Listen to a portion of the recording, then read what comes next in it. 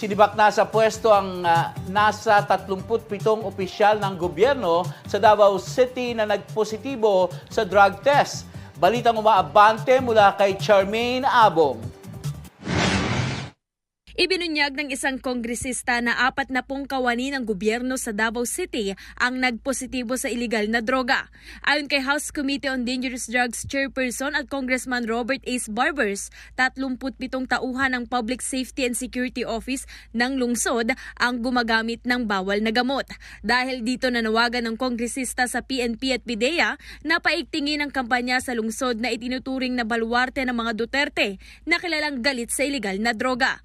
Aniya, nagpapakita ito ng malubhang problema ng bansa sa iligal na droga dahil maging ang Davao City kung saan naninirahan ang lumalaban sa droga ay hindi ito naiwasan.